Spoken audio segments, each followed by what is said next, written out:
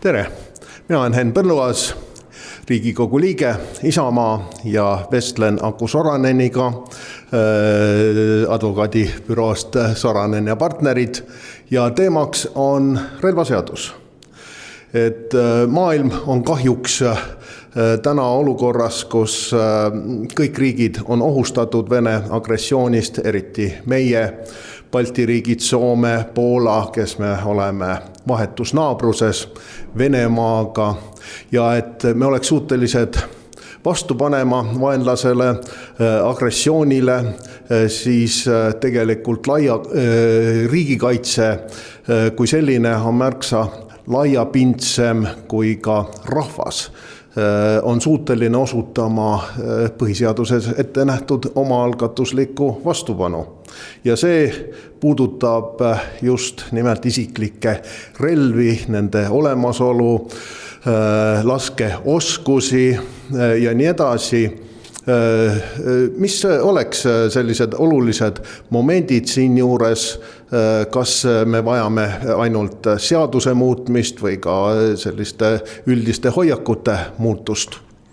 Ma arvan, et me vajame molemaid, et nii nagu Eesti Kaitseväe juhataja andis pika intervjuu siin detsembri paiku ja ta rõhutas seda, et kuigi nyt on väga suured hankkeet käimas, kuidas ostetakse raskerelvastust ja laskemoona Eesti Kaitseväe jaoks, niin vähemmät sama oluline on kodanikete kaitsetahe.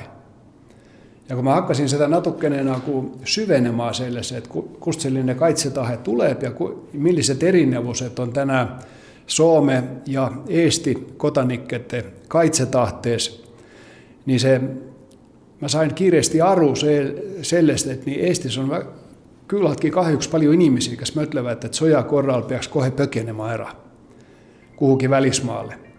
Ja se tähendab seda, että paljon inimistel ei ole sellist enesekindlust, että Eesti väike riik saaks hakkaamaan. Ja yksellinen niin kiire muutus selles asiassa voiks olla seotut just nimelt relvaseadusega, että kuitas nagu inimisiä voiks aitata se, että nad oppiksid turvalliselt käsitsemään relvaa. Se annaks nendele enesekindlust, nendel oleks mingi alkus selleks, että üldse õppida sojallisia oskuseid. Ja see koht, kus voiks kõige kiiremini muutusi Eestis tehdä se, että niin meillä on väga vähän lasketiirusid. Et mä sain aru, että 100 aastat takaisin, aastal 1927 Eestis oli 1000 lasketiirua ja tänään ainut 111. Ja se, miksi neitä on tänään niin vähän, on ne turvanouteet on väga kitsentävät, väga ränkat. Että ne turvanouteet voiko vähemmät ajutisten laskepaikkate osas leeventata, että ihmiset olisi kerkeäm minna harrastamaan laskmista. Ja teine oleks se yltsö voimalta laskmisen harrastaminen, mitä tänään ei ole voimalik. Peab olemaan jahimees, peab olemaan vöistlussportlainen, voi siis olemaan kaitseliitlainen aktiivinen, että saaks relvaloa, voi siis enese ja varakaitsejakso yhden loa. Aga et lihtsalt minna harjuttamaan laskmiseen, tänään ei ole seatusessa voimalik. Ja teine, mitä voiks kiiremmässä korras muuttaa, on se, että niin, kuitas tehdä kindlaks, että relvasit oleks tervemöistuseka ja lojaaset ja kotanikketekäs. Ja se on minun mielestä, kun voiko myöntää vastupitis työntyskoormat, että kui politsei piirivalveamet arvaa, että keiki voi olla kotanikkeessa ei ole riikille lojaalinen soja-olukorrassa, niin temalt voidaanko se ottaa olemassa olevat relvat ära ja keelata relvaluot. Ja se oleks natukenen sellainen precedentittu olukord voi olla, niin kun se oleks sellainen vastupitinen työntyskoorem, niin peat työntämään oma lojaalisuus riikille, että saat relvaluoakaan. Minun mielestä oleks tänään väga õigustatud. Ja voipa viimeinen sellainen kiirepunkt oleks näiden patruunikokusten suurentaminen. Me näkimme, kun Ukraina sota hakkas pihtaa, sai kohe tietut patruunit, tietut kalibrit potites otsaa, sest riikit hakkasid varumaan, inimesed hakkasid varumaan patruuneid. Said otsa isegi Eesti relvapoodidest. Ja täpselt, että kun tänään se päivällä on lupattu ainut voi olla 250 patruunia kotus, ja kun ne saavat pois totsaan, niin sellainen iniminen kahjuksellisesti ei ole vaikka suurt kasua riikikaitsen jaoksi. On inimesi, kes on täiesti kategooriliselt relvade vastu ja väidavad, et relvad on ohtlikud. Kas relvad on ikka ohtlikud? Tegelikult ju kõige rohkem mõrvu ja tapmisi sooritatakse kõige lihtsama kööginoaga.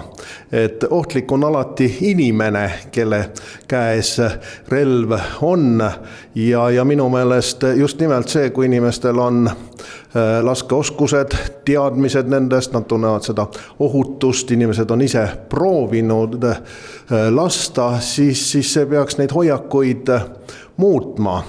Aga kuidas me saaksime seda teha, sest võrreldes teiste Balti riikidega, võrreldes Soomega on ju Eestis kõige vähem relvi, isiklikke relvi inimeste käes. Me oleme ühiskonnana, inimestena kõige kaitsetumad selles mõttes. Kuidas seda muutust võiks tuua, et inimesed saaksid aru, et relvad iseenesest ei ole ohtlikud, relvadega kaitstakse ennast, tehakse sporti ja nii edasi, et mis sa välja pakuksid? No, siin on kahtlemata selline hoiakute muutus, et eestlastel on väga edukas kokemus. Tekimme laulva revolutsiooni. Ja ütleme, tänane suund ei mitte ainult Eestis, vaid ka sellainen lääneriikkides on ollut sellainen suunta, että niin voimallikult, ütleme, pasifismin suuntakus, kun yhdyskunnassa relvasit ei ole vajaa. Sellainen suuntumus on Euroopassa ollut kauan vallalla. Lääne-Euroopassa saan vielä arukuna, siellä on professionaalinen sojaväki ja siellä ei olekin rahvaa vajaa tekeletä relvat.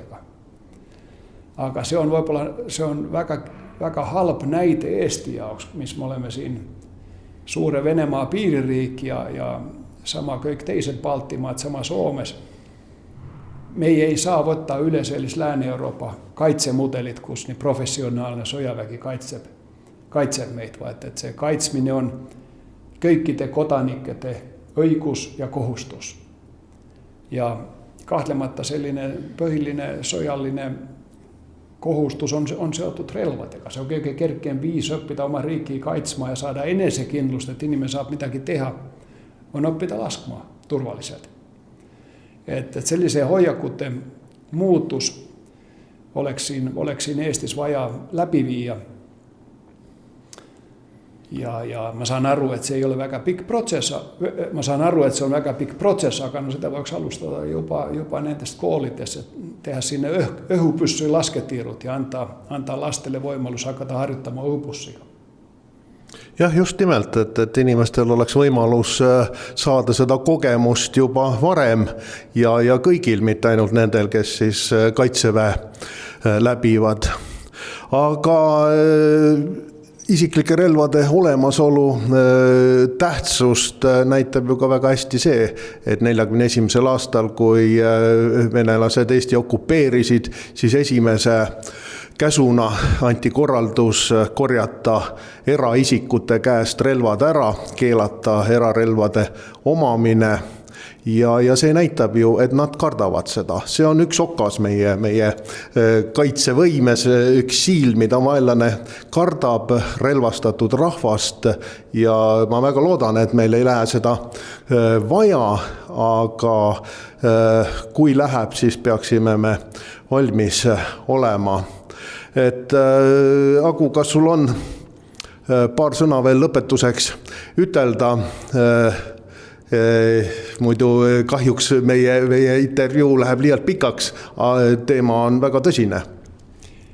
Ja mä arvan, että se rahva turvallisuus tulee sellaista, että rahvas on enesekindel, isämaallinen, on valmis oma riikkiä kaitsemaan. Sellainen riikki ja rahvas on turvallinen ja selle teemalla on mitu tahkuu. Ja nyt se teema, kun me rääkkimme relvatesta, se on ainut yksi osa seda tervikut, aga siiski oluline osa. Jah, see on osa riigikaitse tahtest, võimest riiki kaitsta ja kuigi 1941. aastal punaokupendid korjasid enamike relvi ära inimestelt, siis üht-teist jäi ikkagi kätte. Ja kui sõda algas, siis enne sakslaste siia saabumist olime me juba pool Eestit punaokupentidest vabastanud. Nii et julgust ja jõudu ja täpset kätt kõigile. Aitäh! Aitäh!